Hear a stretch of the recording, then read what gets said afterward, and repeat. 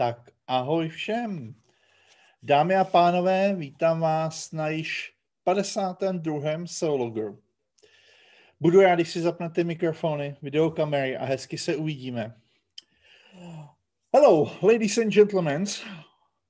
Warm welcome to SEOloger, Czech Republic. I try to translate a little bit for the beginning. Ale většinu času budu mluvit česky.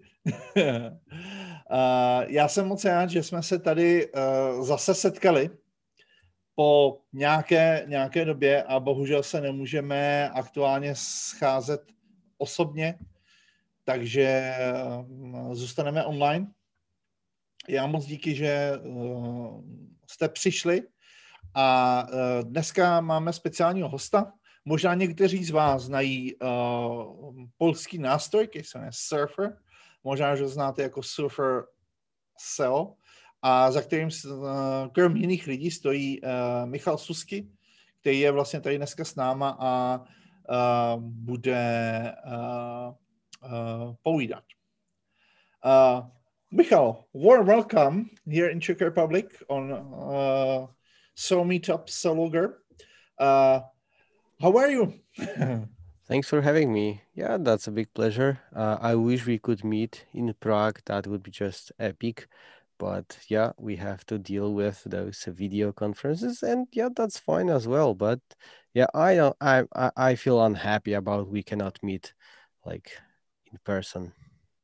Yeah. I hope we can repeat it in person in a few months. I hope. Oh yes. Yeah. Fingers crossed.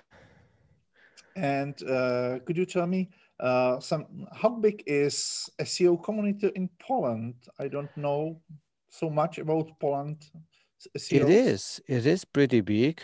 We have a couple of regular, quite big conferences in Poland, gathering a couple of hundreds of people every time. Mm-hmm. Maybe some of these are even measured in thousands, like 1 to 1,500. So, yeah, those events are pretty big. And when it comes to SEO community in general, I would say that in Poland there is like 50 quite big agencies and tons of freelancers, affiliate SEOs, and in-house marketers. So yeah, there's quite a lot of people to meet and learn from in Poland. Very good. And one more question: what was your reason to start your tool? You were SEO consultant or SEO specialist in the beginning? Yes, actually in the beginning I was PBN copywriter. So like everyone starts with writing some shitty content on the pages that no one is looking at except Google bot. So in general, that was my beginning in 2016. So not long time ago, but I met really great people here, like 4 kilometers from my home on another tiny village.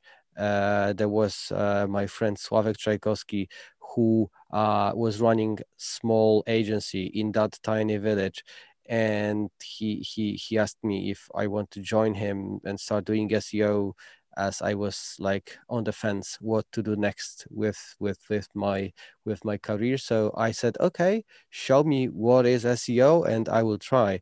So I watched like 2 or 3 videos from Josh Bashinsky, like Guide to SEO 2016, blah blah blah, this kind of stuff, and I said, okay, maybe let's try it out. And when it comes to the tool, so we've been growing this agency. I was learning a lot at the beginning, but after a year and a half, I became head of SEO of that agency. So both of us, Sławek and me, we were like, okay, let's grow the agency, let's make it big. But the problem was that we had no one to hire. So like in this tiny village, the first big city, let's say big, then it was like 100 kilometers away. So really no one to hire on the market who is familiar or experienced or at least heard about SEO. So we were like, okay, if we cannot scale up the agency by hiring more people, maybe there is another way. And actually the another way was to scale up our processes so we can make our job faster just because of having access to the tools. And this is how Surfer in beta version was born. So we built a tool for ourselves that helped us increase clients for the agency, number of clients, because we were just more capable. We didn't spend time on gathering data manually. We just asked the tool, and we were working on strategy, we were working on technical optimization, link building, and so on. But getting information was not time consuming anymore. So at some point after, like, I don't know, sometime after we started testing, there was another question, which was, should we keep it secret for the agency and build the biggest agency in Poland having the tool that no one has? Or maybe we can go global and share the tool within global market, which is like much, much, much bigger than just the Polish market. And we chose the second option. So me and Sławek, we both left the agency to start building Surfer from scratch with my brother, who joined us as a third person. So yeah, that's how we all started. Amazing story. And I think it's quite similar to the beginning of many tools, many SEO tools on the world. And well, the last question about the beginning, don't you afraid the quite big competition on SEO tools market, because there are a lot of tools, a lot of big tools like SEMrush, Ahrefs, etc. Yeah, hopefully they are not doing what we are doing. So they are focused more on the monitoring, keyword research, link building, and this kind of stuff, crawling. So when we developed the first version of the tool, it was 3 years ago. Two identical tools popped up on the market. Can you imagine? We are releasing our newborn child for the beta testing for like bigger audience, and like 3 weeks before we release and 3 weeks after the release, we experiencing like two big competitors from the United States, like the Quora software, which is really similar tool, but based on the Google Sheets. So it's like for those really geeks and guys sitting in like, you know, this small dark room, digging through the data for the whole day. So that's the Quora, like scientific stuff. And the other one is Page Optimizer Pro. And both of these tools are really have the same origins. So the founder of Quora was doing SEO and he wanted to speed up his processes and he built it for himself. So identical situation. And the Page Optimizer Pro, the guy Kyle Roof, who is the founder, he also had the same situation, doing SEO, having agency, teaching people how to do SEO, and then he built for himself the Page Optimizer Pro. So yeah, that's how things work, because you can validate your idea, and then if the idea is validated, you have something to go for a big market. And yeah, many ideas fall just because they are not validated first. So they throw money at the product while the product is just not ready to be used by the people. So yeah, I'm really glad we tried it and it turned out okay. So we could start building it for more people. And yeah, the last thing I want to add is that the crucial factor of that we are kind of recognizable on the global market now, and even guys from Ahrefs and then SEMrush know about us, is because we we are dedicated 100% to building the tool. So we all left our previous jobs and started to be full-time on Surfer, and this is paying off because I don't have any like consultation open slots. Even one slot is not open, so I'm not doing anything but Surfer. Slavik the same, Lucian the same, and everyone in the team, which is big. I mean, it's huge. It's over 20 people now at Surfer. So yeah, it's growing pretty fast. When you compare it to Ahrefs, their team is 50 people. So yeah, we are getting close to the company size that starts to be really big. But yeah, I'm always afraid of competitors from the perspective that they have money, they have teams, they have audience and clients. So well, if they wanted to do something similar, they probably could, but I'm not sure what's the reason why they stay within their niche. I think it's because this is something they do the best in the world, meaning Ahrefs and SEMrush. And recently Majestic developed something really cool about tier 2, tier 3, tier 4 backlinks. If you didn't see it, check it out, because this is something that will show off these PBNs that are hidden or trying to be hidden. So they have something unique now. So if they are good at backlinks, they probably want to keep on the name to be the best at the backlinks. Yeah. I think it's quite interesting because here in the audience we have two CEOs of Checkso Tools, Marketing Miner and Collabim, and he's also the guy from Ahrefs too. So I think that your tool seems pretty interesting for them. Just few questions in Czechs, and later on I give you the word. Sure. Takže, vážení přátelé, já teďka Michalovi předám slovo. Pokud budete mít nějaké dotazy, klidně pište do chatu, ale budeme je zodpovídat na závěr. A já jenom dodám, jestli ten nástroj Surfer SEO neznáte, mně přijde docela zajímavý, zejména z těch obsahových částí. A budu rád, když vás zaujme podobně, protože některé věci jsou opravdu unikátní a myslím si, že jsou super. So, Michal, now it's your time. So you can start and run your presentation and run your speech. Okay, guys. So I have 70 slides roughly.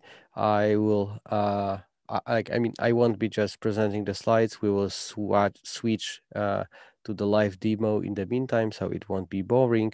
I will share my screen now. It's this one, and start sharing. And you should see my screen already. I will click just present. So you should probably see my screen. So yeah, my name is Michał Suski, and I will just tell you today about the data-driven optimization that scales.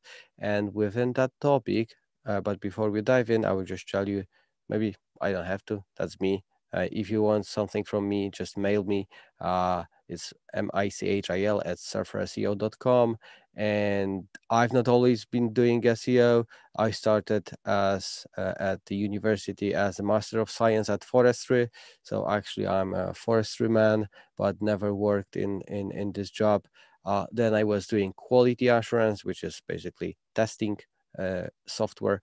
And then I started doing SEO in 2016, and in 2017, we started Surfer at the beginning as a side project, and then full-time from September 2018. So that's about me, and let's dive into the agenda. So today I will talk about the keyword research that is next level. So the keyword research that basically takes you one step ahead of the regular keyword research. So we will discuss keywords clustering in general and how to achieve the best clusters, what are the ways of doing keywords clustering. Then we will move to copywriting basically, and building topical relevance for the whole domain at scale, using those clusters and executing those ideas coming from the clusters by data-driven guidelines. And last thing today will be to conduct an audit on a regular cadence of the websites, of the, actually not the websites, but the pages, particular URLs that you take care the most about within your domain. And yeah, I think that in the end, we'll do a Q&A session, so stick around. Keyword research, basically, this definition is pretty simple because it is just a process of finding those attractive keywords for a website to target. But this is really broad, and you can tell this to someone who is, I don't know, learning SEO or something like that. But for us, we need something way more detailed. So let's start with the keywords themselves. There are tons of keywords. I've been reviewing keywords and SERPs databases that had like 8 terabytes of data, and with Data for SEO, they are data provider for SEO tools in general. The US market database contains 600 million keywords, so that's a lot. And according to this Ahrefs case study of how many keywords a page can rank, it can be dozens of keywords or even hundreds of keywords or even thousands of keywords that a single URL can rank for. And the thing for us is to understand which keywords we can rank together as the same article, as the same landing page, or which keywords should be split into different buckets. So we are writing different type of content, covering different user intent and so on. And considering the clusters, clusters are not the SEO term. This is more like a scientific term that can even determine a crowd of people or galaxies, stars, some objects that are close to each other from one or the other reason.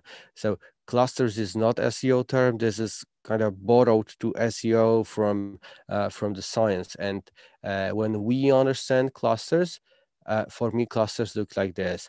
So I have, on one hand, I have a list of keywords exported from Google Keyword Planner, from Ahrefs, from SEMrush, and many other tools like CSV export, and I have it on the left-hand side. And on the right-hand side, I have those keywords joined into clusters, so I know which keywords I can target within the same article, within the same URL, basically. And this like joining those keywords together is the process of clustering that I will explain in a few ways today.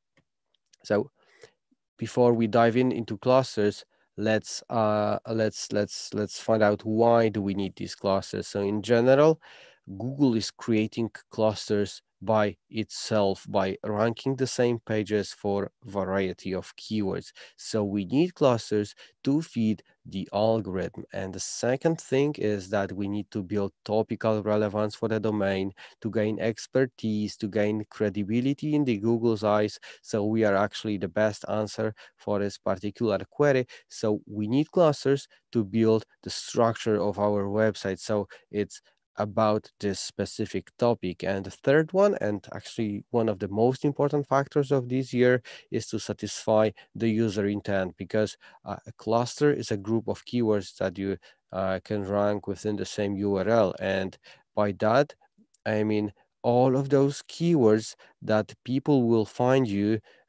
from, and it will be the same content ranking. So it can be variety of questions. It can be like some variations of the keywords. So you will only satisfy the user intent if you will satisfy all the people coming to your site from the whole cluster, from every single keyword of this cluster. So yeah, if you cover the whole cluster, you will satisfy everyone coming to your page.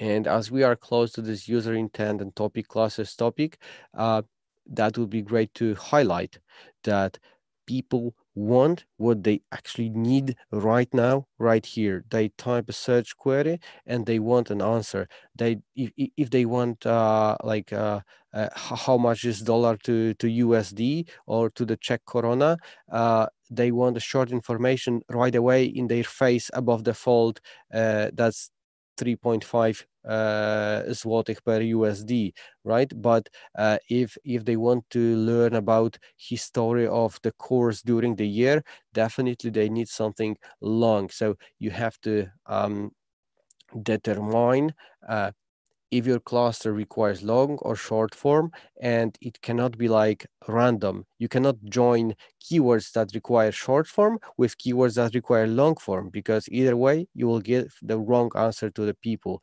And basically a good cluster address just the essential information. If they need to be short, keep it short. If they need to be long, keep it long. But don't mess with keywords that should be joined or split to different clusters. Okay, we have two levels of clusters. Yeah, I will just try to complicate it a little bit more, but it will all make sense when I will start showing you what are the benefits of doing this clustering thing.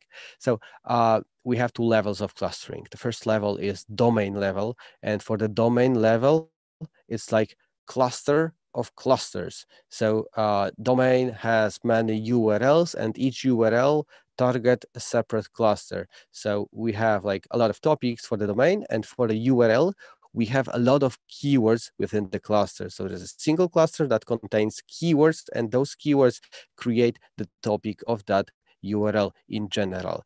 And obviously, there are many things that can go wrong if you mess up the clustering, either for the domain or for the URL. So for the domain, I've seen this example. Actually, it's coming from my neighborhood. The agency that we partnered with, SEO, marketing, ads, PPC agency, they started to write about television ads, radio ads, and stuff like really not relevant to SEO. And what happened is that they basically lost expertise in SEO and dropped in rankings for the SEO keywords just after releasing content about television ads and radio ads. And obviously that wasn't just a single article off topic.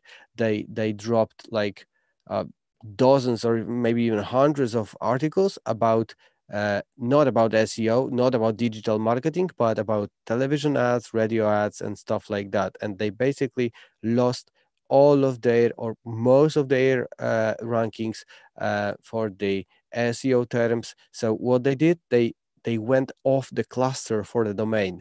Their cluster was SEO topics, PPC topics, social media ads topics, and stuff like that, but not television ads.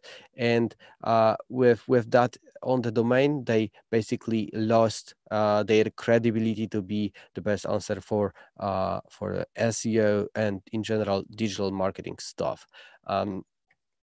When you can also go off the topical cluster on the URL level, because that was the domain level. And now we are on the URL level. So you can decide, okay, I will write a skyscraper article that will target 1,000 keywords, and I will create tons of paragraphs and headings with those keywords inside. So everyone looking for something about SEO can find detailed answer about the audits, about technical SEO, about tools review and stuff like that, like everything. And this way, the article is too wide because your expertise on specific topic is diluted, and it will drive a lot of negative behavioral signals because people just cannot find what they need at the moment. And you can create such articles, but you'll have hard times in maintaining rankings just because of these behavioral signals constantly poking you all the time. You are too long, you are not good enough, you are not helping people. So you will have just to build more backlinks to keep the rankings. On the opposite side, we have lacking information. And by lacking information, I mean really too narrow content that is missing answers. So you have like the main question, and then you have some follow-up questions to that topic.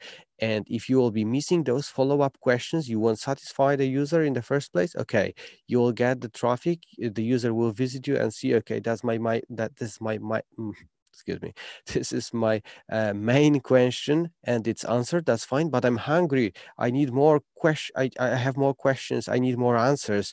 And if the article is too narrow, not covering these extra answers, people will also leave and leave those negative behavioral signals. So you cannot be either too narrow or too broad, and that's really hard to decide whether you are too short or too long when you don't have data to prove it. So we will focus on finding out how to find the data to prove it. And it won't be about generating thousands of keywords so you can start your research. It will be about clustering that starts when you already have these keywords. So let me go through the 4 ways of clustering.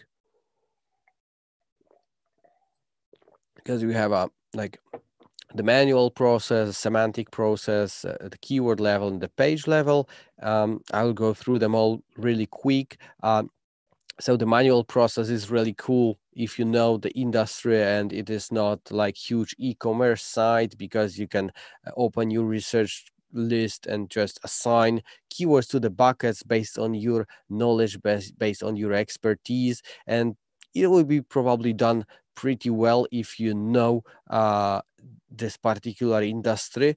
But if you put someone who doesn't know anything about SEO, the clustering won't be done properly for sure. And the other problem with this method is that it doesn't scale up. So you just cannot do a manual clustering for a big website, big news website, or big e-commerce website, just because it will be too overwhelming for the people. So this is cool for small local services, niche services, definitely, but not for anything bigger than 100 pages. So the semantic clustering is something that can be combined with the manual. And by those semantic clustering methods, I mean using, for example, this Levenstein method that will compare 2 words or phrases to each other and will tell you if they are semantically relevant or not, and you just set up your rules. So like how close it is to join and how far they should be to divide into separate clusters. So you basically set up these rules, run this analyzer on your list of keywords and get the clusters, review them manually. Like, for example, every keyword that contain keyword shoes should be in this bucket. Every keyword that contain keyword sweater should be put in that bucket. So this is, for example, you can do it this way. And this is actually a great addition to the manual clustering process because it's great for initial clustering. So you get those buckets stuffed with many similar keywords, and from that point you can divide them into smaller subclusters later. That's the way to go, definitely, with this semantic clustering process. But the problem with semantic clustering is that you don't understand those keywords, and sometimes you can join keywords that really shouldn't be joined just because they're semantic commonness, let's say. So it has some pros, it has some cons. In general, it scales up, but it's not super accurate. Let's go to the similar SERPs process, because this is the first clustering process that takes into account actual Google algorithm. And what it does is basically checking similar search results for the keywords. So if you have the database or if you have the fast API, you can call Google for search results and check if 2 keywords are similar to each other and can be ranked together by reviewing the search results. Because if there are overlapping search results, it proves that those keywords can be ranked together because Google ranks the same identical content for both keywords. So basically you compare SERPs of two keywords, and based on that, you decide whether you should join or split. And this is cool. This is available in tools. We have it. SEMrush has it. Ahrefs has it with also rank for feature. This is pretty cool.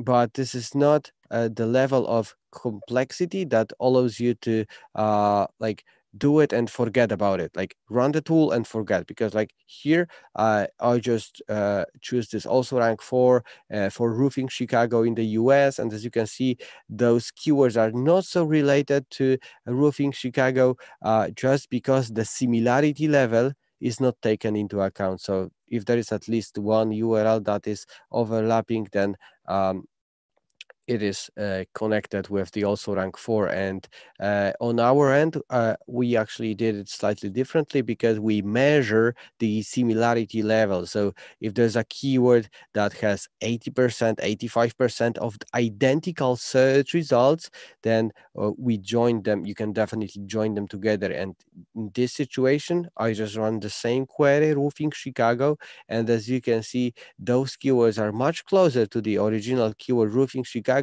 just because their similarity level is high. And this is possible thanks to really huge SERPs database. So this database is pre-calculated, so we can actually find out real quick what are the similar keywords to one keyword or group of keywords, just based on a lot of SERPs data in place. But this process is also not the greatest ever. It's cool, it's data driven, it's based on the search results because Google ranks those keywords together, so you join them in the cluster, and that's just a great information to make an assumption that you should also rank them together. But we should add some science to the whole process, and this is when clustering algorithms come in. But what they do, clustering algorithms. Imagine that numbers are URLs and letters are keywords. And let's highlight common keywords across these URLs. So I just found out that URL 1, 2, 4 are similar because they have similar keywords, and URL 3 and 5 also have similar keywords, but URL 6 is definitely out of scope because it's not similar enough to any of those. And this is basically how the clustering algorithm works, joining groups of keywords based on their similarity of the whole set of keywords. And we only have 6 URLs here and like 3 keywords per URL, but imagine clustering like 20,000 URLs while each URL has 100 keywords. This is quite a lot of data to compare, and this is why those clustering algorithms are so helpful, because they come from science, and when something comes from science, it means that it can analyze huge amount of data. And actually what we do in here is not that overwhelming for these algorithms, because yeah, they are built to analyze some sort of medical data, population data, and stuff like that. So way bigger numbers than something we can plug in into an SEO tool. So this is super fast and super effective for our use case. So what's the method of this clustering algorithm? It's basically comparing sets of ranked keywords, as I showed you. It finds those lookalike pages and create clusters based on keyword groups similarity. So if there is enough similar keywords within 2 sets of keywords ranked by 2 URLs, they will be joined together as a cluster. But if they differ a lot, they will be separated. And the clustering algorithm is awesome because the clustering algorithm by itself figures out how many clusters should we create. So if they see those groups they will like join them and create many clusters. But if there is like just two groups of dots, they will just create two clusters. But if there are many concentrated groups, they create many clusters. That's really awesome because it's fully automated, and like there's no place for the human error. And the output is basically a list of keywords that are commonly ranked by competitors, and they are grouped using those Python or R algorithms. This is really simple. If you want to try it on your own, you can do this because there are already created libraries in Python, like Optics or dbScan. They are available, they are free, they are open source. So if you know Python a little bit, you can start using it on your own. And the most important thing about it is that this type of clustering is fully based on the Google algorithm, because we ask Google which keywords you rank together. Okay, these keywords I rank together. So then you can feed this data into the clustering algorithm, and the clustering algorithm will tell you which are close and which are not close to each other. So that's the output, and this is the first prototype I had. And if you I will maybe, no, I cannot zoom in. But in general, we started with a keyword, best head shavers, and that keyword gave us like I don't know how many, but like 10 or 20 clusters of keywords that really were grouped properly, and it was automatically generated. We didn't do anything with that data to like adjust or something like that. It was just feeding the clustering algorithm with the data coming from the competitors that are currently ranking. So we basically scraped that competitors' data, scrape the URLs ranking. Then we asked some tools like Ahrefs, for example, what keywords they are ranking for every single URL. So you have a URL, you have a list of keywords, another URL, another list of keywords, and this is the input for the clustering algorithm. And this is the thing that you can get out of it just like that. So if you know Python, I definitely recommend you trying it out. I don't know Python, and I was fortunate enough to have someone around, Bartek, greetings, who helped me with it. So but let's get to something more practical, because I was just talking for like 15 minutes and nothing practical came out of it except this Optics and dbScan you can start using. So how to plan content at scale. I imagine that your current processes look like this. You get a competitor, you find some overlapping keywords of these competitors, you end up with a list of 1,000 keywords that you divide into buckets using Google Sheets. Then you plan your outline of the website. So this URL will tackle this keyword, that URL will tackle these keywords. And yeah, this is how we have been doing it like for ages. But it's time to speed up this process into a couple of minutes, really, and like effortless. That's the plan, to create a content plan at scale. And if you want to do it at scale, it has to be fast, and it has to be without any friction, and it also has to be accurate, not based on the human gut, like gut feeling, just based on the data. So yeah, it's time for the content planner showdown. I will switch my screen from the presentation to the actual tool, and I will show you the content planner because it is really hot thing. I have some keywords analyzed already. I think that these guys are really a good examples to show you. But if you have any keyword that you want me to try, it can be in Czech, go ahead. But I will just show you based on one of these examples. So I had a hangout with one of Surfer's users like 2 hours ago, and I was showing him the content planner, so we will use his example. So he told me that they are really good at orchids. So they are flowers, right? Everyone is giving those flowers on the Mother's Day. So this content planner shows all the clusters that you have to put on your website if you want to be strong at orchids.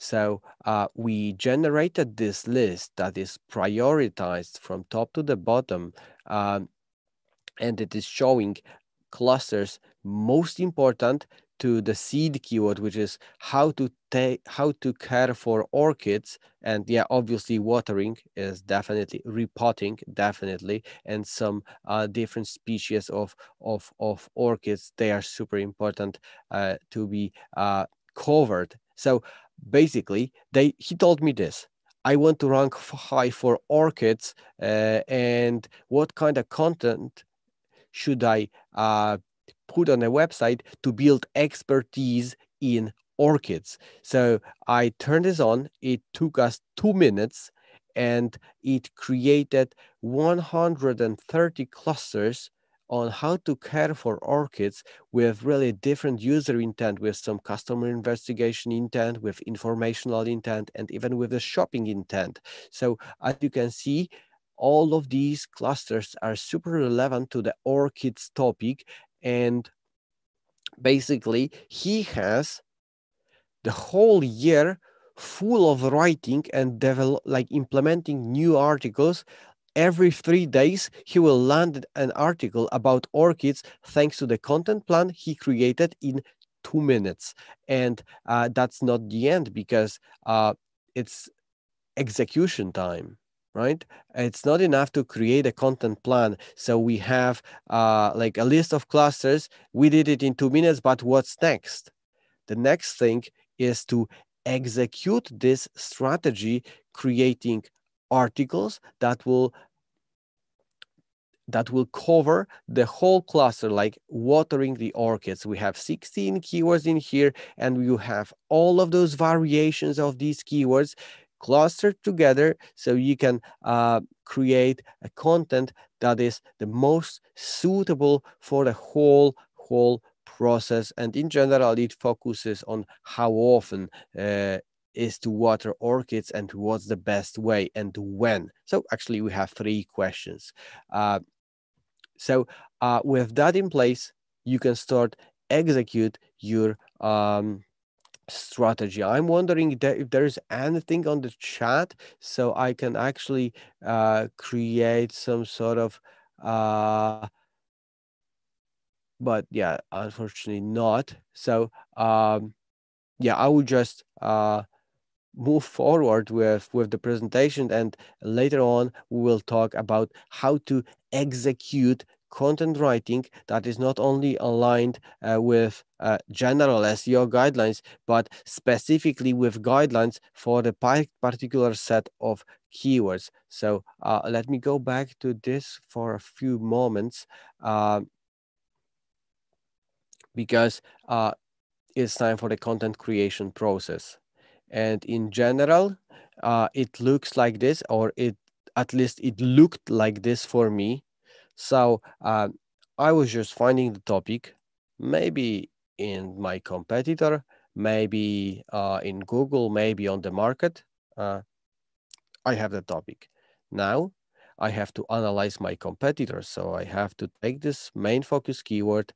I have to put it in Google, see what kind of competitors rank in Google, if they are long form articles or short form, if they are e-commerce or blog posts, if they are landing pages or like service pages, product pages, what kind of user intent is there in this particular SERP.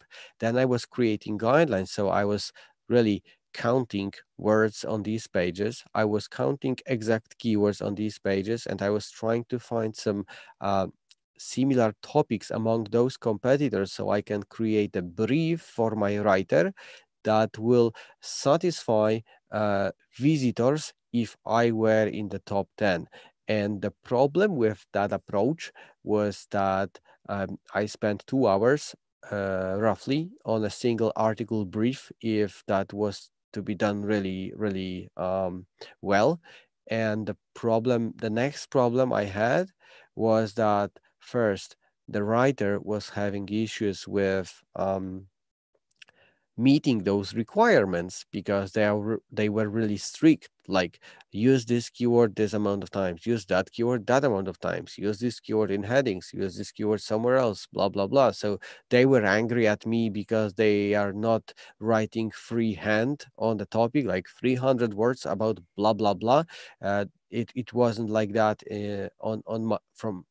from me.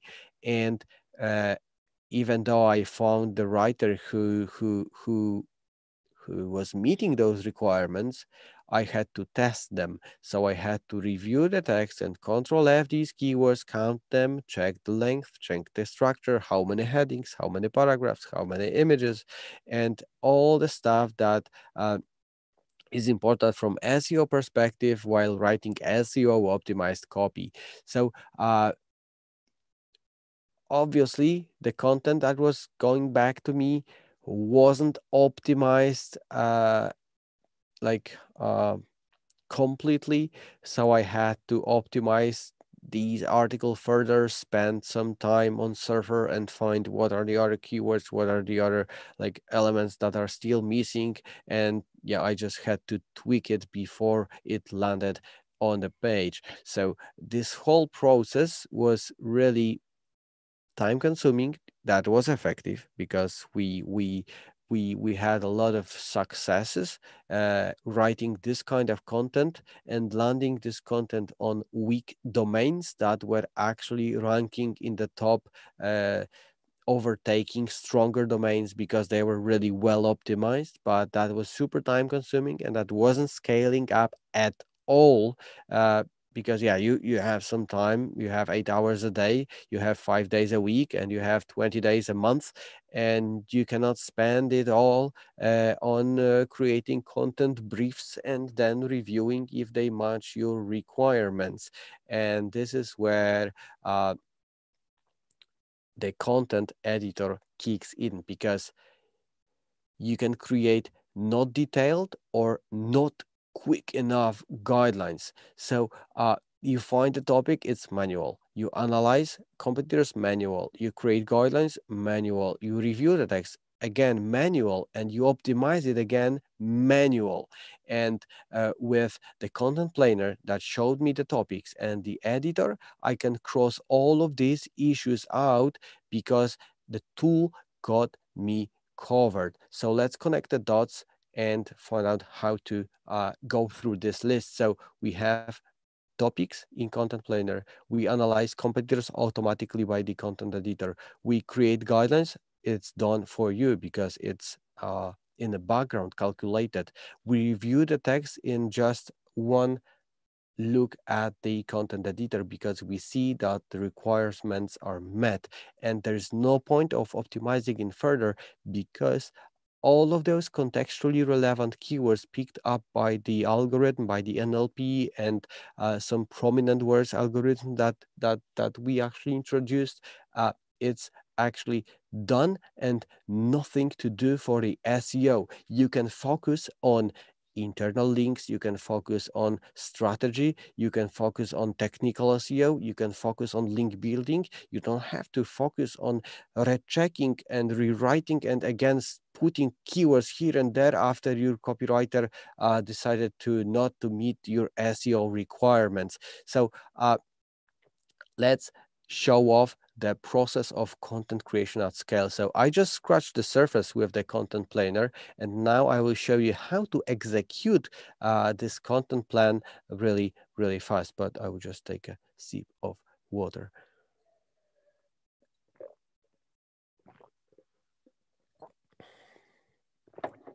Hopefully I have 2 glasses. So we can carry on.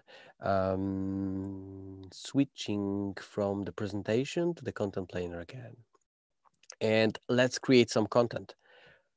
I will just create a couple of content editors. Those on the top, because those are the most important. I don't like it. maybe this one. Okay, this one.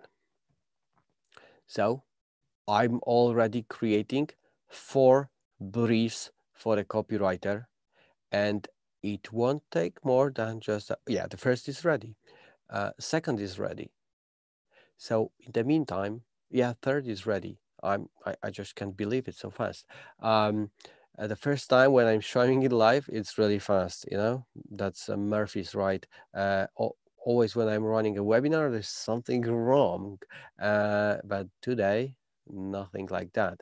So we have 4 content editors created, and actually 5 because I was using this content planner before. Yeah, this is the 5th. So let's take a look at these content editors in progress. So this is something like a management dashboard. So everyone has 0 content score because I haven't started writing yet. So let's take the first one, and we can outsource it right away by copying the public link, and your writer can jump on it and start writing, or we can open the content editor by ourselves. And this is the ultimate content writing machine that gives you feedback while you are writing. It provides you all the keywords coming from your competitors with the exact number of the ranges of use for all of these keywords. And basically, if you meet those requirements with the length requirement that comes from the competitors, with the structure requirements, like how many headings and how many images, how many paragraphs, and topics to cover. So these are actually the people also ask questions. So you can basically take them and put it in your content, turn them into H3s, and start the FAQ about orchids watering. I will turn it into H1, and boom, my content score is already 31. But I didn't produce too much content yet. So yeah, as you can see, it gives me feedback. Some keywords are green, some keywords are orange. Most of them are red because I just barely started. So let's pretend we have some content. I will just take someone's content and steal it, just for sake of showing you. So I will get rid of what I just created and put the competitor's content in here. So yeah, we have a content. We see how well it is optimized. So I would tell my writer that he's not done with the job. Definitely, it's not green enough, right? The score is not even in a green range. So he should add more content and include those keywords that are missing or not used frequently enough. But if the writer decides that he is done, you can click here. And what I see is that I have my first article received from my writer. Its content score is 66, and the guy is still writing it. So I can tell the writer, do the job better, it's not done, or I can like accept this content, take it from here and put it on the website. And the whole process of like creating guidelines is automated. Executing guidelines is automated, and reviewing guidelines is automated because I can open this content editor and see, okay, it is just not done, right? So this is really an ultimate combo of creating a content strategy, because you can sell content strategy for thousands of dollars, and it's nothing more but bringing up topics that are relevant to the industry that someone is trying to position himself, and basically you give them clusters. But when you can give not only the clusters but also guidelines on how to feel, feel the need of the users behind each cluster, it becomes crazy crazy good. And as you noticed, I created this content strategy in just like a few moments, and I created those guidelines for 4 articles in less than 2 minutes, and I could create like all of these guys all together, and just click here, copy public link, and throw it at the writers. I can actually throw it at you. So in the chat, I will put it in the chat, because why not? Boom, you can try it out. Oh, whoa, actual content in the future. No way. So do you have maybe some keywords that I can show you in Czech? For example, we had this SEO szkolenie SEO, right? I can try it out. What kind of clusters it will pick up? I will just find it somewhere here in the SERP Analyzer. We've been analyzing it together. Yes, I have it. SEO szkolenie, szkolenie SEO, right? So let's try it out in the content planner. Let's find out. I like when it's live, when it's not prepared example. There's just a little thrill. Will it turn out well? Will they be satisfied? We will see. But in general, it's pretty often finding between 30, 50, 100 or 150 clusters per keyword. So quite a lot of scheduled articles, scheduled writing for the future. And when I was doing such content plans, I stopped at like 10, maybe 20 articles, because 2 hours per brief, that was just insane amount of work. And let's take a look. Oh, nice. I understand it a little bit. And definitely these clusters make total sense when you want to do SEO. I hope you Pavel see my screen. So maybe you noticed there is also a user intent label. So we have some local, we have some informational, and we have some shopping in this particular case. And let's take a look at local. Yeah, so we have szkolenie in Brno, szkolenie in Praga, szkolenie z marketingu in Brno. I can afford on some Polish. Yeah, in general, these topics are rather local. But these topics, informational, are great for the blog, are great for landing pages, informational landing pages. If you want to become the next Pavel, you have to cover these topics. Pavel is first on this SEO szkolenie, and I bet a lot of these topics overlap with Pavel's, because it's also coming from Pavel's website, as Pavel is ranking high. So yeah, and if you, oh, Seznam, this is Czech search, right?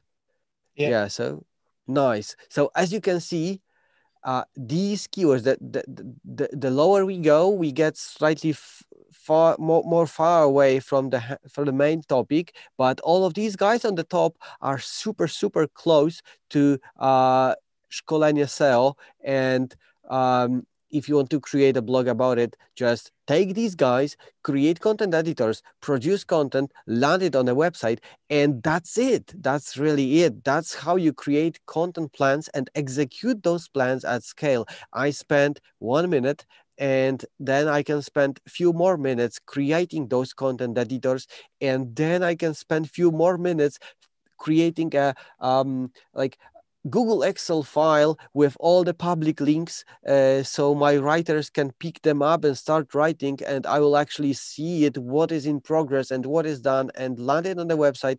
That's it. You can take a client and compare which keywords they already have covered within their domain and which are still missing using this content plan. And I will tell you this, that the next big thing about this content planner will be integration with the Google Search Console, so you can actually find out which clusters you are already covering, which clusters you are covering in a wrong way. So maybe you have some articles to join or some articles to split. We will tell you this, and existing content will get an audit, new content will get a content editor, and well, that will be something that will give you a huge advantage over any competitor who's doing these things manually, because this content planner was a missing link between the content editor and the SERP analyzer. So we had a lot of data, but it was still requiring a lot of manual work and so on. And with this, you can basically create it at scale. And now I will move back to the presentation for just last couple moments, because there is another topic to cover about the audits. So yeah, that's kind of a disclaimer, because I'm showing the tool because it will help you, it will save you a lot of time, and the amount you will pay us for the tool will be like 10x or maybe 100x in your earnings and in your like time saved. So if that was I don't want to sound salesy and or anything like that. It's just because I want to help you. Most of the people I'm sharing stuff with, they are grateful later because they didn't know it can be so easy and fast. So that's why I'm showing you the tool. I have nothing better to share.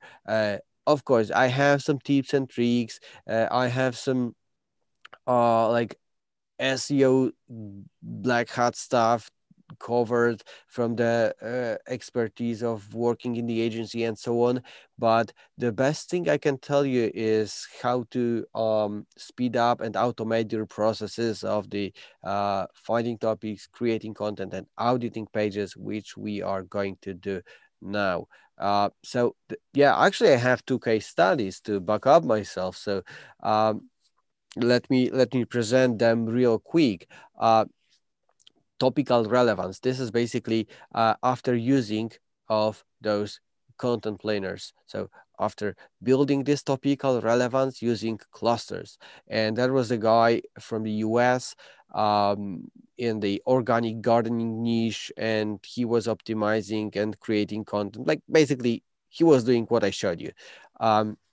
In short, he created 30 articles, written, optimized, no backlink acquisition, 0.1 domain authority. 0.1, it's not even 1 DA.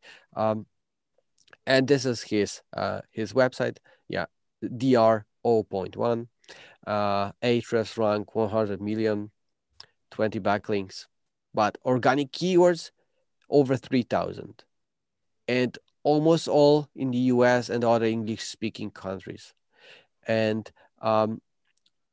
what was the impact? He's constantly growing traffic, and he's building expertise and relevancy, so he can target harder keywords. He can target bigger keywords now. So he started low with easy small clusters, but within the niche, and was growing this page constantly, and he gets really nice spike in organic traffic and in organic keywords growth month by month. So what he achieved, obviously some screenshots, blah, blah, blah, growing, but this is important. You see Etsy, big domain, and Walmart, big domain, and in the middle on the first page of Google, Nature's Edge, this guy's 0.1 DR page. And you can say, okay, maybe these keywords are not competitive, maybe these keywords are not bringing traffic, maybe they are not valuable. They are, because he's sending me stuff like that from time to time. That's the purchase through organic traffic, 3,000 United States dollars, not bad at all, as domain is 0.1 DR, and it's just homegrown without any backlinks acquisition. So his results, you can rank without backlinks, you can rank without a DR for niche keywords, obviously, but they can be profitable. Content creation that covers these processes, like what he did is basically what I showed you, and it creates this snowball effect. So he's growing bigger and bigger just because he's growing his domain in the right direction, covering topics that belong to his niche. Excuse me, not going outside of this industry, not going like too far away, like the guys from the television ads or radio ads. They screwed up because, yeah, I will explain. I saw the question and I will explain that in a few moments. But in general, he's doing it, he's growing his domain in the right direction. And yeah, obviously low budget doesn't mean you cannot make the deals. So progressive content optimization. This is actually the topic that I wanted to tackle within that audit. And the progressive content optimization is something that will be about creating content audits on a regular cadence. So every month, every quarter, you review your content, your most important pages, you check what competitors did, you check what has changed. Maybe there was December Google Core update in the meantime, and you have to check if you are still aligned with the user intent, with the topics to cover. So that's progressive content optimization. And with these audits on a regular cadence, you will be able to get over SERP's volatility, which will be changing search results, algorithm changes, and obviously competitors' actions. So if you, like every month, if you look at the content audit of your website, you will find out which keywords now you are missing from those competitors, so you can stay up to date every time you visit your content audit. Obviously, I will show you how you can do this. So, but the process of auditing page, of course, using Surfer, it's simple, but it's harder to work on that regular cadence. And these steps will help you create some sort of action plan for your domain on what to do next. How should I spend my time? So basically, you start with creating that list of landing pages. It can be Search Console export. It can be your affiliate program export. It can be a list from your client of the pages that he take cares the most about, and you prioritize this list, putting on the top pages that you want to rank the most, and putting at the bottom pages that are, well, not that important. And you have to divide this list into buckets. So you will have monthly bucket, quarterly bucket, and half yearly bucket. So 3 buckets. You can have more, but in general, it's about allocating time to your project. So you charge I don't know, 1,000 złotych for a project. And it gives you 10 hours monthly to spend on this client. So you allocate that, okay, I have 10 hours to spend on the client and still be profitable. And you go through this list of pages, you visit every month, every 3 months, and every 6 months, and you assign hours of your time to each URL. URLs on the top will get every hour every month. URLs in a second bucket will get 1 hour every 3 months. URLs in the last bucket will get 1 hour every 6 months. And this way you can stay profitable with your agency or like freelancer job.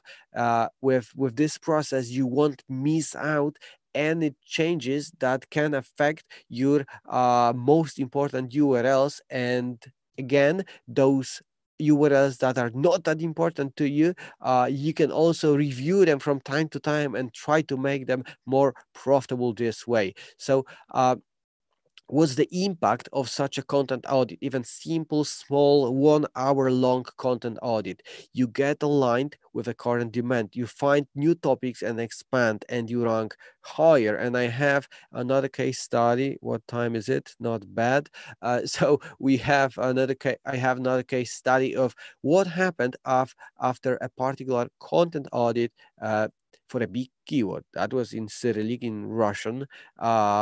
That was keyword Pinterest, and that was just a single article optimization. So it was like an hour assigned to an article to fix it. So what they did, they added this little paragraph that was updated in August 2020, and they basically added those keywords that they were missing from the audit to that section.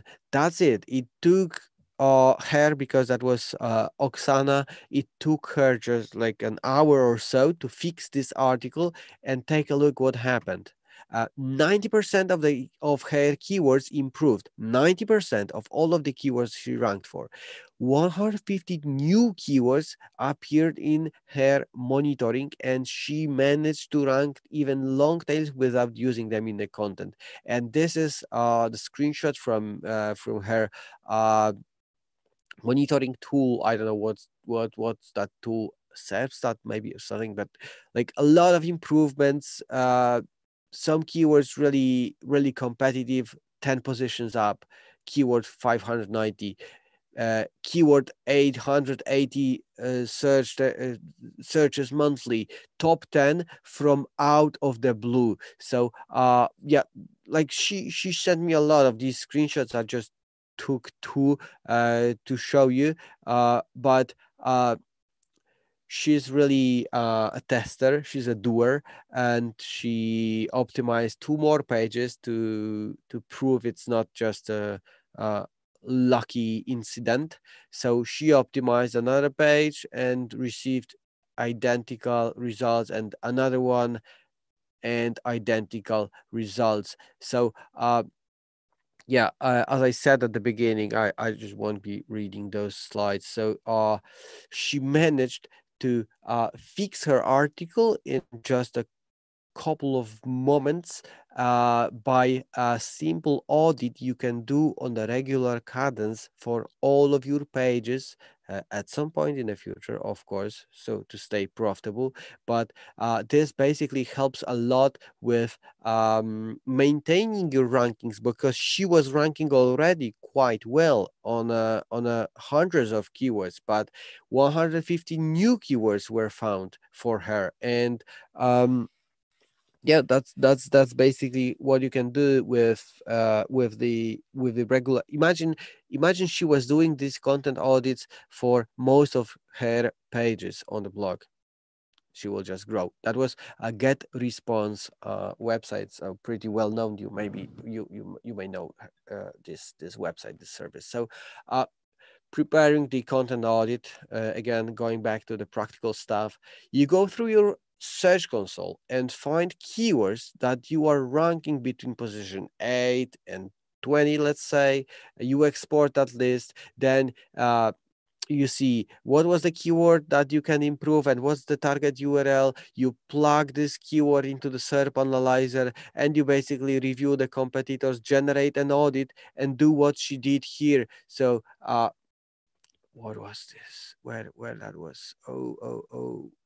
This is the audit on the right hand side. She found missing terms. She added those terms because she was lacking some content, and that was that simple. And with export from your Google Search Console, you can create such a prioritized list of the best candidates to run such a content audit, and that's it. So you go through the true density report, you check if you are long enough, and you check the page's performance, and that's it. And probably I will show you it now, because that's the slide that will tell me switch context. So I'm switching, and I will actually take as szkolenie SEO, and we will help your competition, because why not?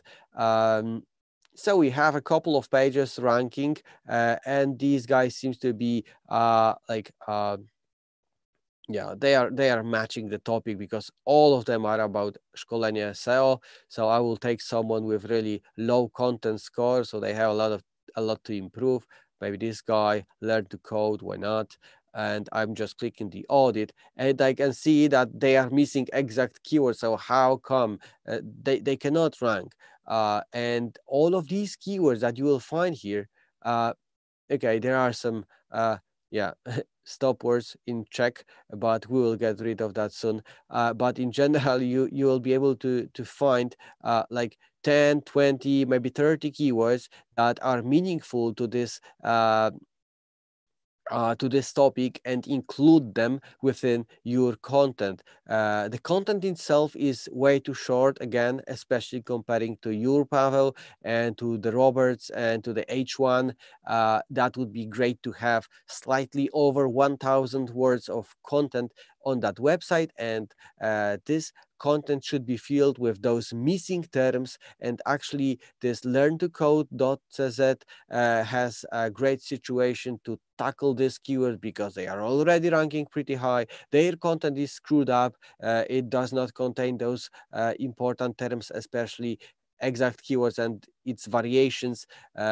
So this is how you can really quickly find out what to do next with your page. So I see, okay, let's prioritize this list. I can see all the red arrows on top, and I say, okay, I will take top 20 red arrows, put them on the website in the right density. I will add a little bit more content according to this, and this is how you can perform the audit in 5 minutes and make changes in 30 minutes and reindex the page, obviously using some black hat indexers these days, but in general, you index the page with the new content, and that's how you can perform the content audit for any page real quick with results that Oksana proved recently. And well, like, there are 4,000 of Surfer users, and like everyone is doing such a progress on their website. So yeah, it's not a scam really. I'm wondering why you, Pavel, showing it to the people. You could take it as your advantage. So yeah, let me see if I have some more slides. No, not really. So I will just wrap it up with this one. Boom, thank you, not yet. 4 key takeaways for you. You have a domain, find your topical cluster. Don't go too far away like these guys with television ads. Build this topical relevance, covering topics that are important to your niche, that are close to your main topic, because when you start jumping on the topics, it's really not the best idea.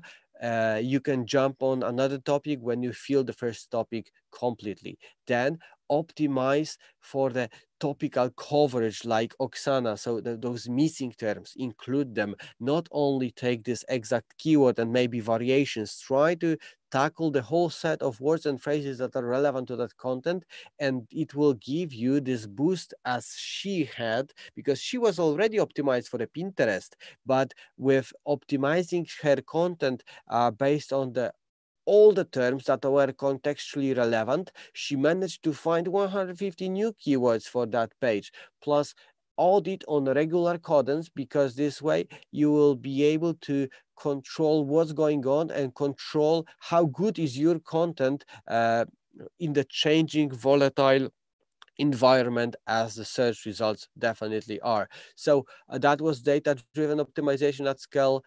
My name is Michal Suski from Surfer. Thank you so much. That's it. I'm done. Ooh. Mute. I know. I mute. Not anymore. Thank you very much, Michal. It was pretty amazing. I saw it for the second time, and it was very good for the second time again. Can we look at the questions in the chat? Yes, of course. So I start from the beginning. Michal Pecanek, Ahrefs. It was some notice to TV ads, and he asked, TV ads are still very relevant to any marketing topic. Do you know about any case study regarding bad outcomes by a slight deviation from your domain topic cluster?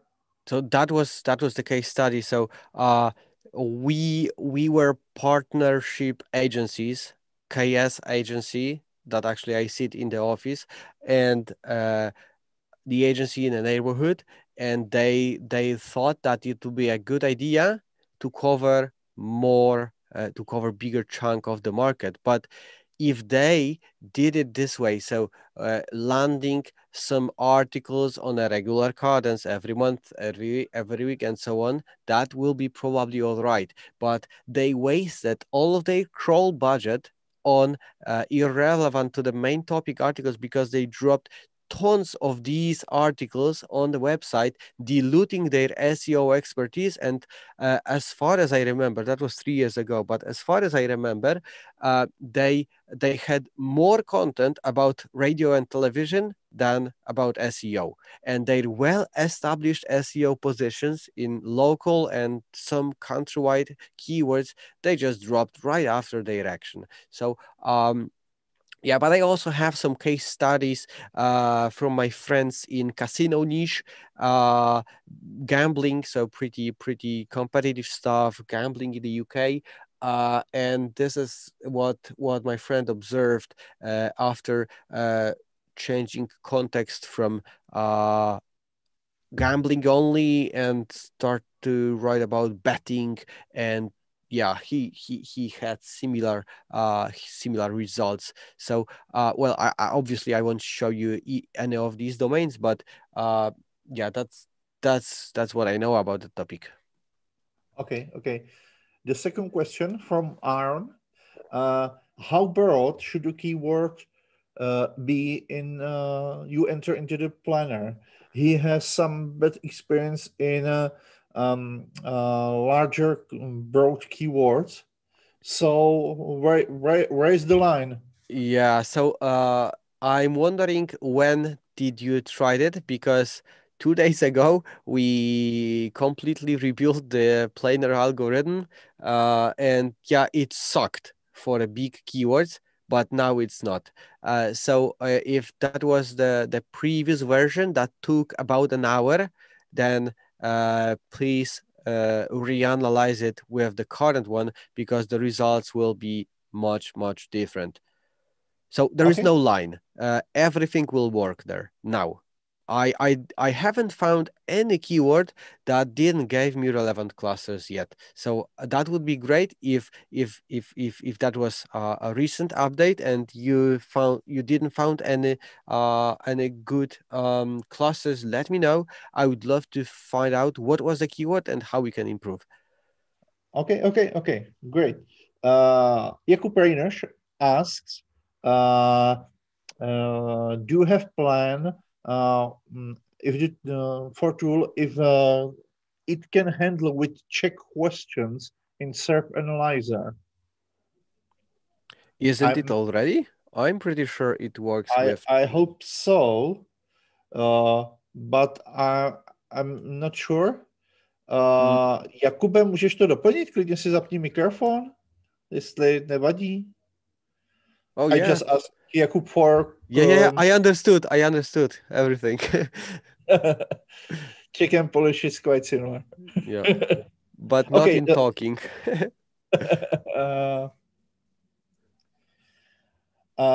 Next question, which I don't understand. Will Surfer create actual content in near future? Yeah, I know. What is it about? GPT-3 and yeah, the newest technology that can spin and write content in AI mode. I will tell you that it's possible, but we just don't want to do this. And for sake of being ethic, for sake of being fair to like, this content is crappy anyway. I can see it's yeah, it can be helpful for like PBNs and like when you already spin content and put it on some web 2.0 blogs and stuff like that, so no one actually reads it, but the Googlebot does and pass some link juice. That could be well, yeah, that's the only use case I can imagine that I would like to support. But answering to your question directly, we don't plan to do this. Okay, great. Second question from Michal Pecanek. If you recommend to include terms based on their saliency in your competitor's article, how do you approach creating better content than them? What if are most of the currently top ranking pages bad in terms of expertise?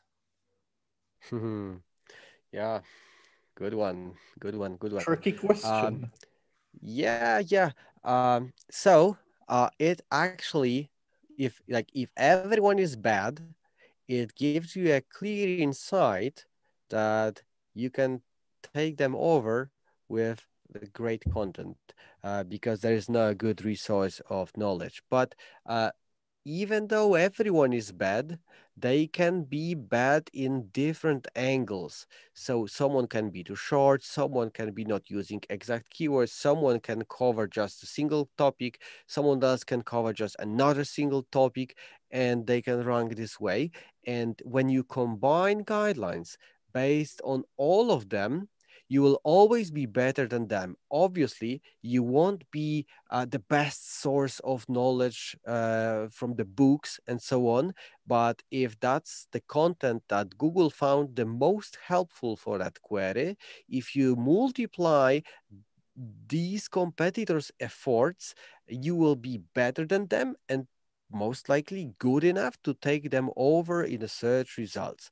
And another thing I wanted to mention, and I didn't mention during the presentation, is that the clustering tool allows you to create content guidelines not only based on a single keyword, but based on the whole cluster. So not only just the main keyword is taken into account, but like top 10 keywords from the clusters, and we check the search results for all of these keywords, and we check which pages are performing the best among the whole set of keywords. So if you are ranking just for a single keyword from the cluster, we won't take you. We will take the guy who is ranking on the position 5, but among all of these keywords from the cluster. And actually, this is kind of prevention from taking like not the greatest benchmarks.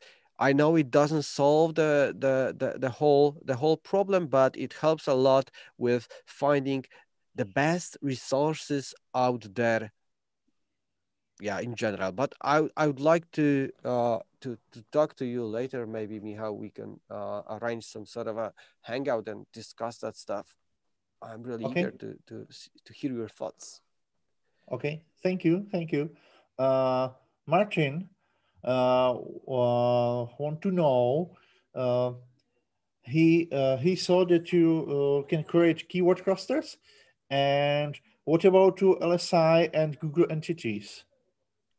Google entities come from competitors, and this is created on the guidelines creation process.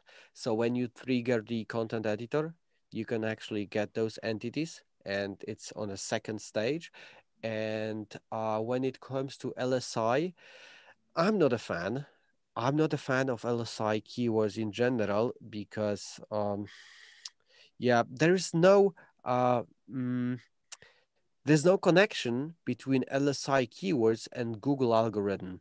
And I always like to take into account what Google takes into account. And if I can have a great source of data that Google takes into account, that it is enough to create those clusters, I don't want to mix in any like third-party sources, let's say. But yeah, Okay. I think that those LSI keywords can be helpful, but I don't use them and I don't want to use them. Okay. Martin is interested and want to buy monthly plan. That's nice. And he want to know, and I don't know, maybe do you have any introduction videos or some academy or something like this? Yeah, every week we host a weekly walkthrough. So me or someone from the team is hosting a webinar on Tuesdays evenings, 5 p.m. on Tuesdays. Actually, this week is postponed, but in general, we host it every week and show the whole tool showdown. But the first thing you have to consider is to go to the Pavel's blog and go through his article, because he creates some content in Czech already, and that will be just a good idea to read his opinion first, and maybe it will like help you a little bit more to make that decision. Okay. Some explanation for the first question from Jakub. Here is a screenshot. If you can click on this, in the end, monosnap.com something.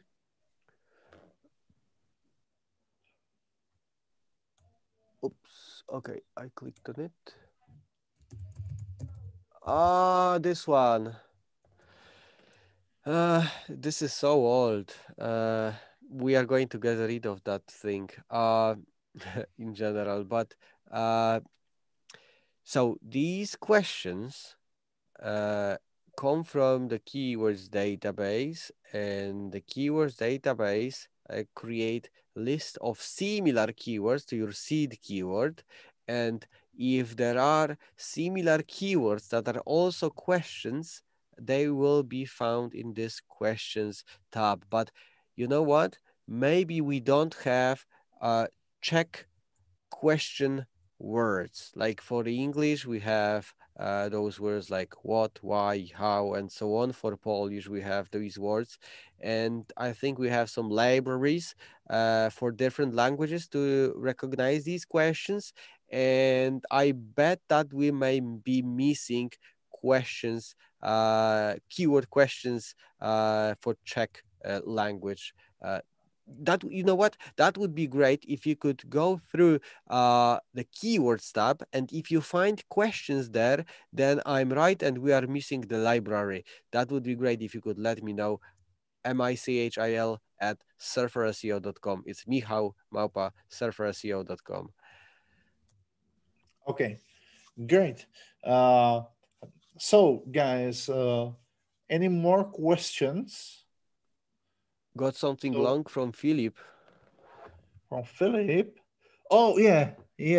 So, Philip asked, if I understood correctly, your algorithm that create topic clusters, aren't you afraid of deep long tail keywords where the search results maybe answer the question for user, but landing pages in them could be very different from the inserted query topic, which means that the result could probably create not so much relevant topic clusters. In Content Planner, we can try it on, for example, yes, there's the query. Oh yeah, let's try it out. Can you copy it and try it? Yes. I can copy the query, and this is pretty complex one, but in general, I will tell you this. We will join keywords into clusters if Google joined them. If Google creates separate articles, rank separate articles for these keywords, we will separate them as well. I think I stopped screen sharing, so let me find it out. I'm not a fan of Zoom, but yeah, today is working pretty well. And yeah, I'm not also sure how good is our Czech Republic keywords database, but we will see. For this szkolenie SEO, it wasn't bad, but for this one, it should be pretty all right. So what we gonna do with that content planner is basically we will tell you what are the other topics that pages that are ranking for this long tail keyword also rank for. So yeah, it's kind of doing it from the opposite side, not from the big keyword, but from the small keyword, but it will also suggest you topic that are close to this Acer notebook review, probably.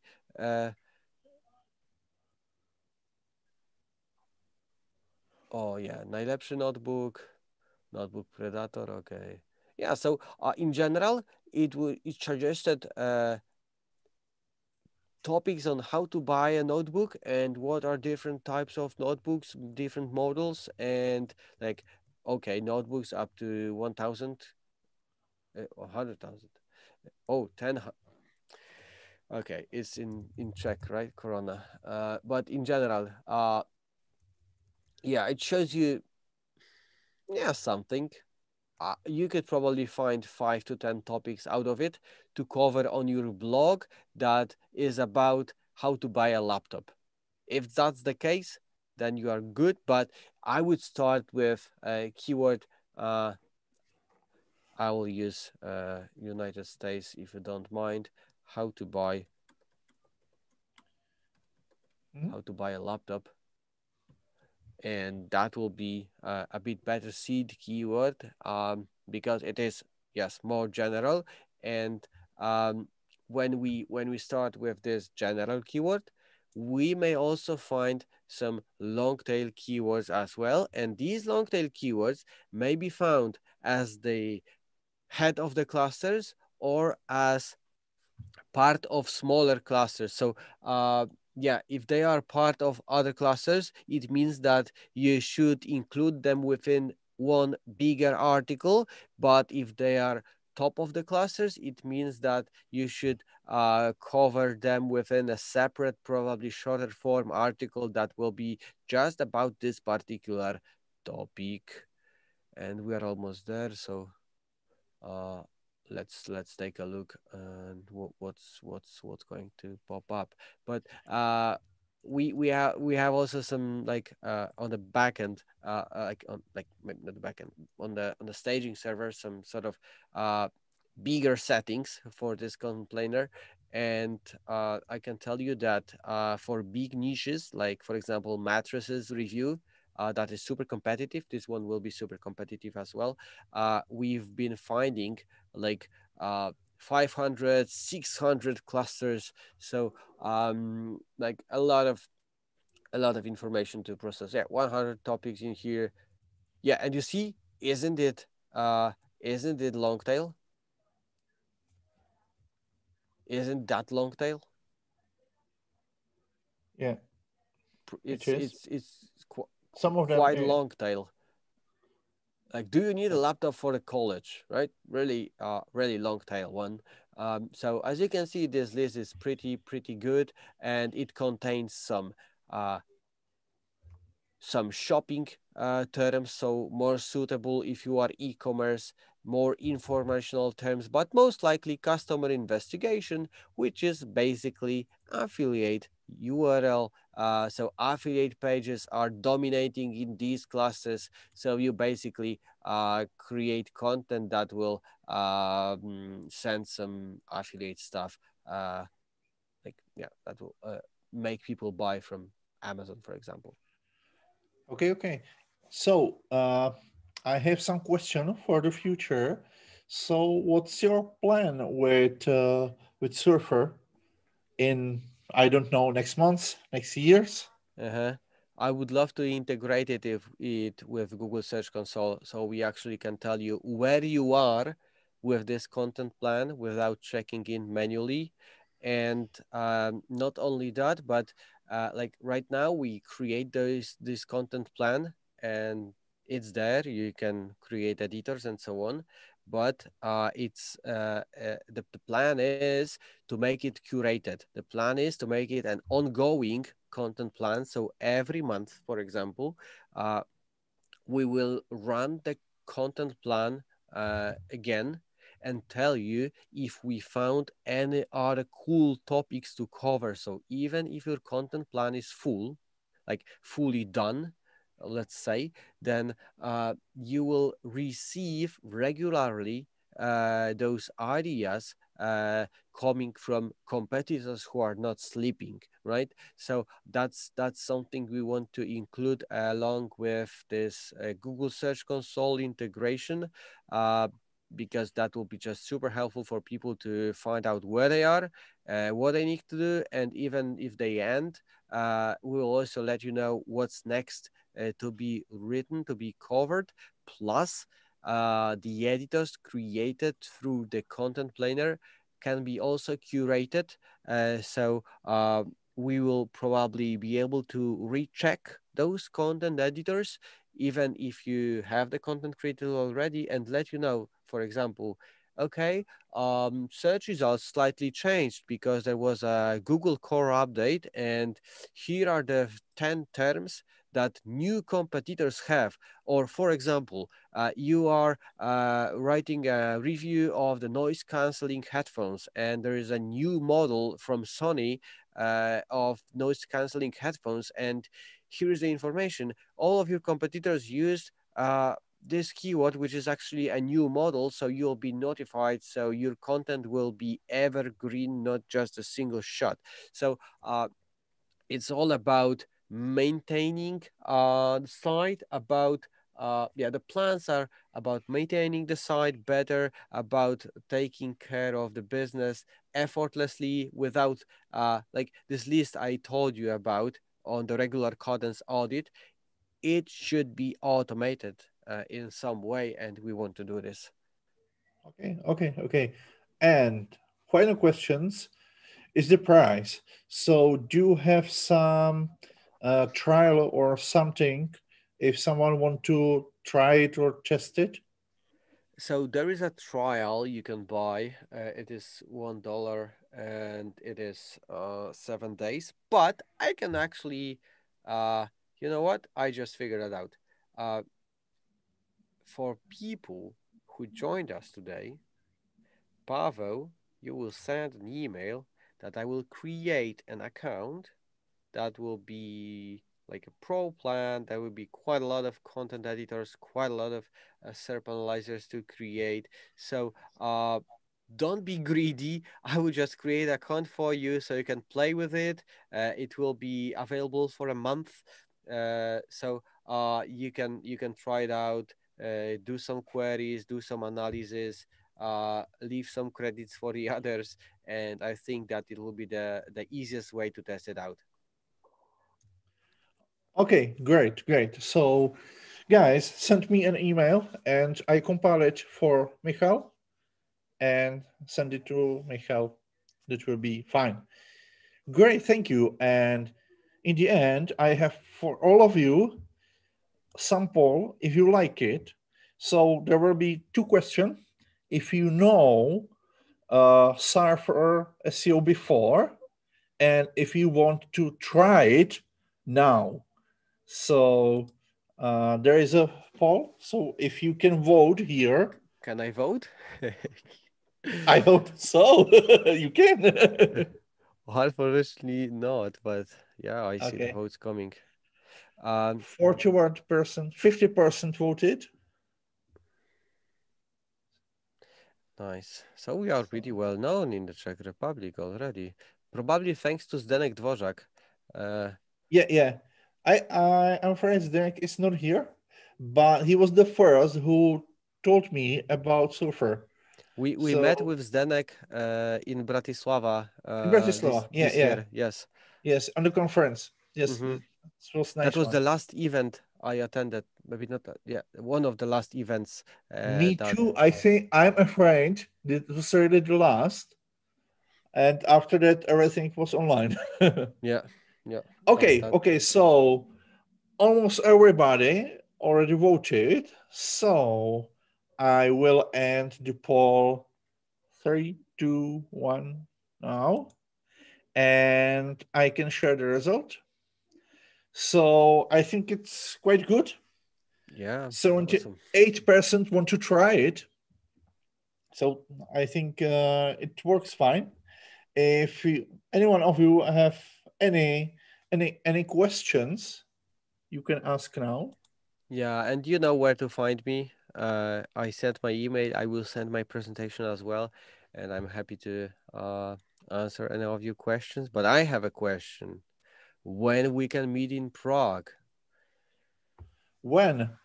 Yes. That's a hard question. Yeah, we hope as soon as possible, but we don't know. From tomorrow, start some harder conditions because of COVID in Czech Republic. So I hope then in February, maybe in March, it could be better. And I don't know, in Czech Republic, we have SEO conference, which is arranged by friends of mine, agency media. Mm-hmm. And I hope that this event could be offline. So maybe, I'm not sure, we can meet here. And I also suggest to the organizer to go talk with you maybe about some workshop or something. Yeah, do me an intro. Thanks, man. And I'd love we will to. see. I would like to, because normally this event is in the pub, which is much better, but our pubs are closed. You know what? We have to organize it right away they open, because when they open, it's like 1 month of like it's cool, it's all right, and then they close again immediately. So when they open borders, when they open pubs, we have to like get together in a week or at most in the 2 weeks, secure the date, boom, boom, boom, and do it right away, because people are hungry. I'm really hungry and actually thirsty. Of these events. So yeah, definitely looking forward to this. And that was really a big pleasure for me to be here today. Yeah, great time with you guys. Almost 2 hours. That's awesome. Really, I appreciate Okay. you still listening. Michal, thank you very much for your time and for your tool and everything. And thank you for the access for the attendees. I just check the emails are coming and coming. So, Cool, but cool. there were only 13, just now 13 people. So we will see.